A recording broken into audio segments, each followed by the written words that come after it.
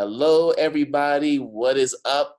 This is Sarfo-Mensah back for another special episode of Identity Talk for Educators Live.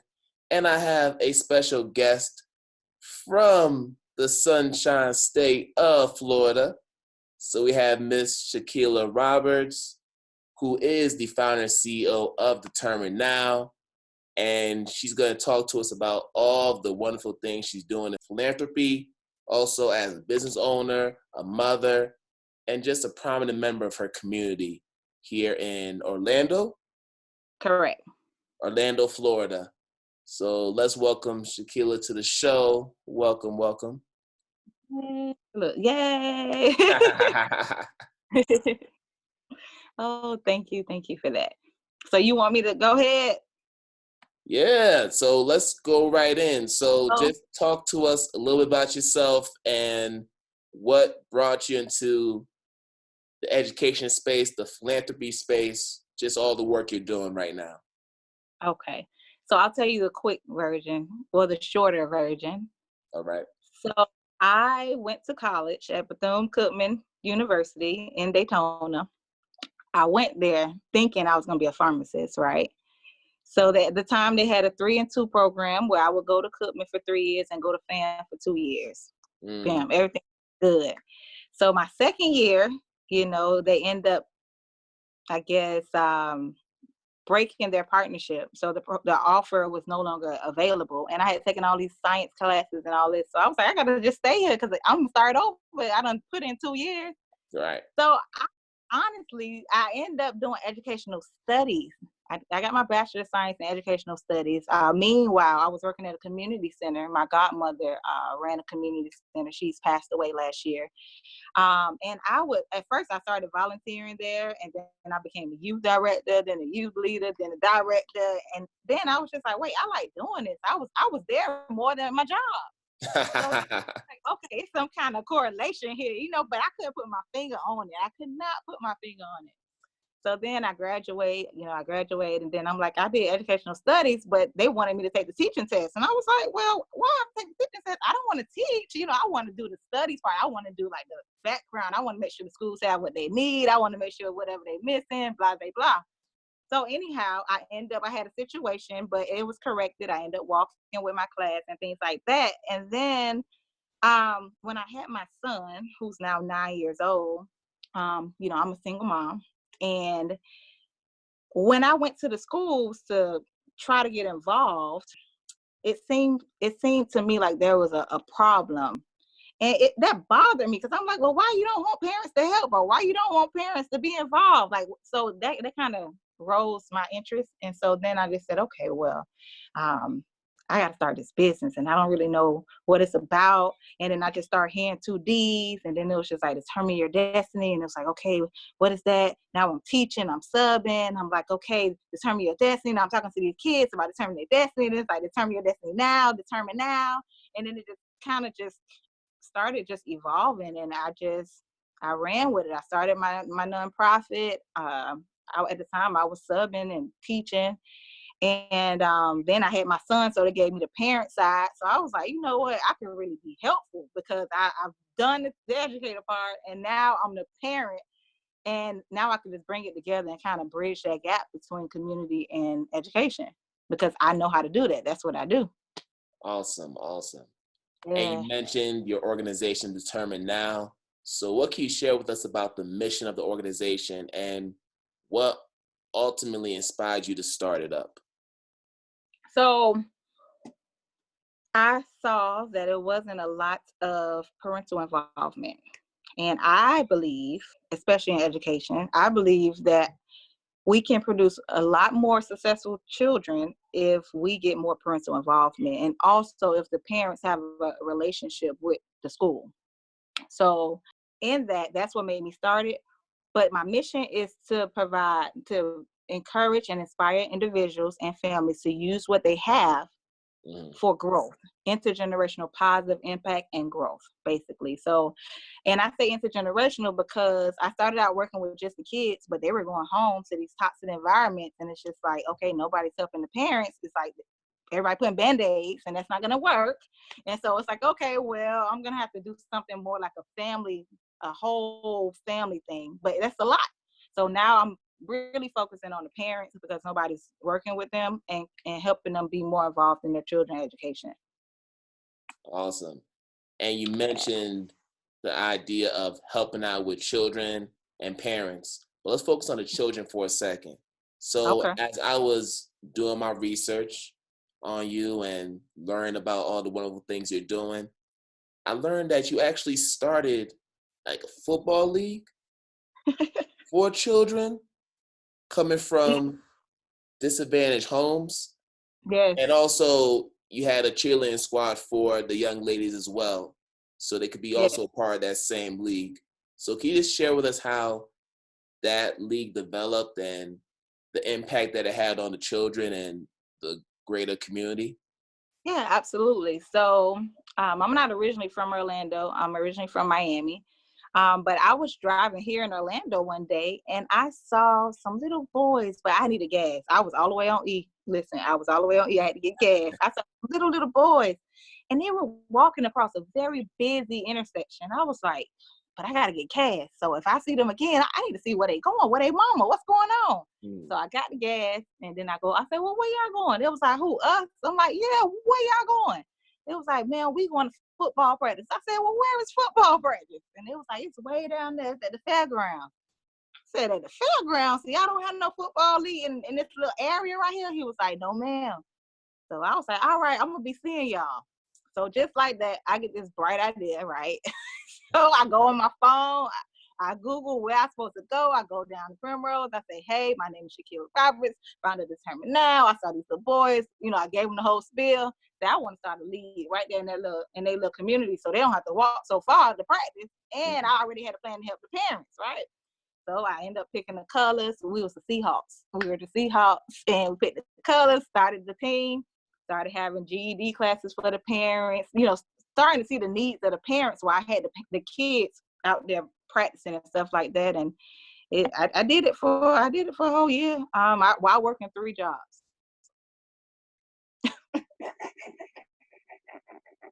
And a single mom. But the good thing is the 3 jobs was more like they were case management. So you kind of can maneuver how you need to maneuver. So it's not like I have to actually be at the desk 9 to 5 kind of thing. Right. So Well, yeah, we're not going to undervalue the type of jobs that you had to do. The fact that it's 3 jobs, that's still commendable enough. So we don't want to undervalue that. Thank you. Thank you. Yeah. So that's how I started the lead. And then I ended up, after it was over, I was like, okay, I've done this. I don't think I'll ever do that again. But it was a learning experience. Oh, that's just wonderful. Yeah. But your work doesn't stop here. You're doing all this work with the kids, and then you're focusing on the parents, particularly the single moms. And of all the things that you're doing, you actually had time to write a book about how to support single moms. So the title of the book is 21 Days of Encouragement for Single Moms. So tell us how the book came about, and how did your personal experience as a single mom help allow you to shape the book to what it is? Right. So I want to say, I don't remember the exact day that the book came to me, but I'm always very observant, whether I'm in a meeting or sanctuary or anywhere. And I'm always observing how parents, especially single moms, handle their children, right? So I always, even though they're not my kids, I always have extra juice in my purse. I always have extra gummy bears, hey, he crying. I give it to the mama, things like that. And then I was just like, you know what, since I can't really get to them how I want to get to them, Sure. maybe it'd be a good idea to write the book, and then I can reach the masses and encourage them for 21 days and help them get back on their feet. Because, homelessness, I've been there, assistance, rental help, light help, food stamps, you name it. I've had it all, and I've dealt with the I don't know which word I want to use when going in those programs to get assistance, but there's a way that you have to go in there, and you can't go in there with any confidence. You have to go in there kind of like very humble, kind of dumb yourself down to get assistance. And so many women have to go through that, and they're currently going through that. Thankfully, I have done that part, but now I want to pull somebody else out. Well, not just one. Everybody that's ready, like Harriet, let's go. So I thought if I wrote the book, then I could reach the masses until I'm able to get determined now out there how I want it to be. All right. And within the book, just for those who love to read and want to get a sense of what they can get out of it, what are some of the topics or themes that single moms can find when reading this book, or just any reader in general? Yeah, sure. So what it is it's really like a 21-day, I don't really want to say devotional, but it's really something you read every day for 21 days, and every week it focuses on something else. So one that just popped in my head is the grandparents, because my mom and dad spoil my son. And so when they come to visit, I have to, because they don't live in the same city as me, I have to kind of find a balance there, right? Because I know that they don't live here, and I know I want them to be grandparents. But at the same time, I want you to understand that when you leave, I have to do this by myself. And so we kind of got to have a system going here, So I speak about grandparents. I speak about, like going to events and being prepared and not taking, all the toys out at once, that kind of thing. Stuff that's very simple, but you wouldn't imagine how far it'll take you. Like if you have 3 toys, you could get through about a 4-hour meeting. Well, I had to do it. No, I know about grandparents all too well. My wife and I, we have a 2-year-old son, and my wife's mom and dad, they spoil him rotten. They spoil him rotten. And you can't really say anything about it, because for my mother-in-law, it's her first grandson. Mm-hmm. So I can understand, what it means to have that first one. Yes.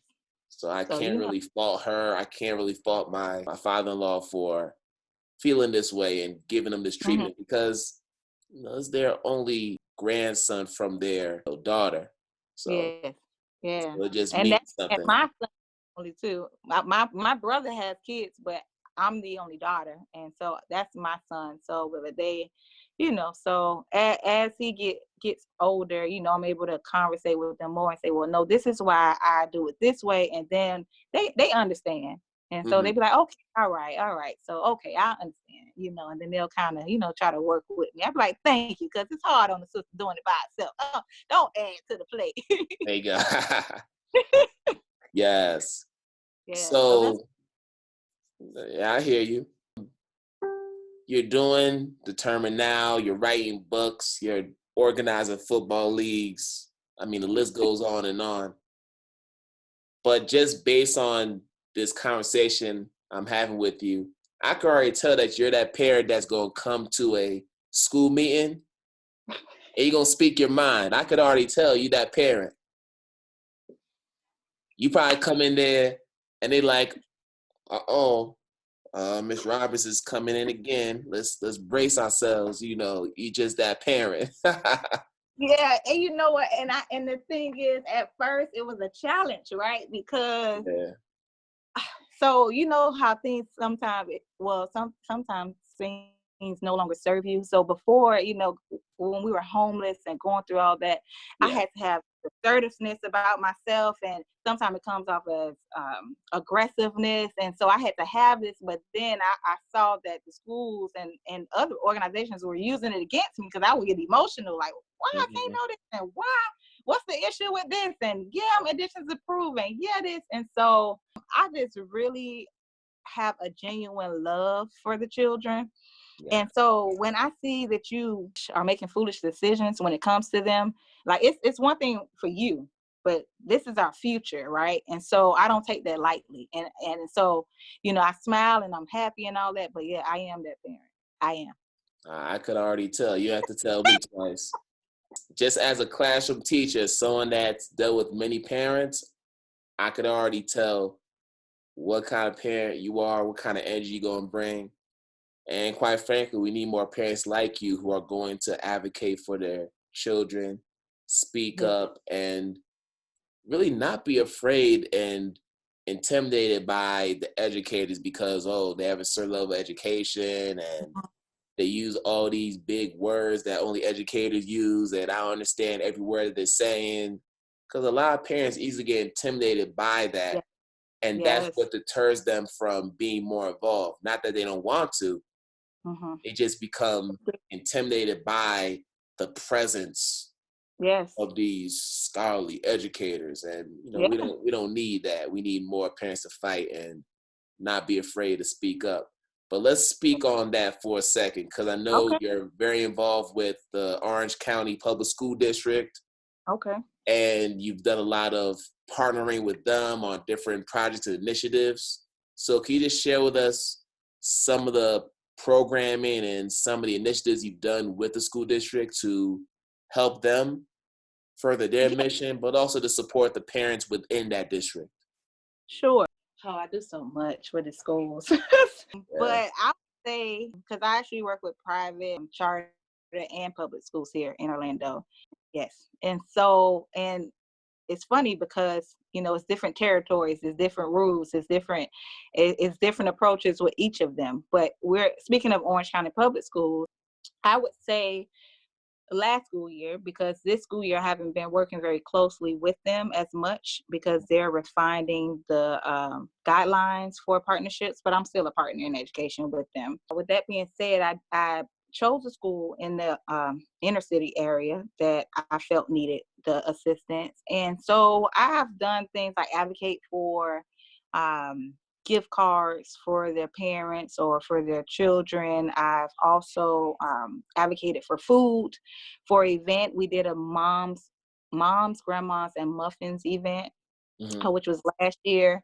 And I wanted to speak to the mothers. And sometimes it's funny you say that intimidation.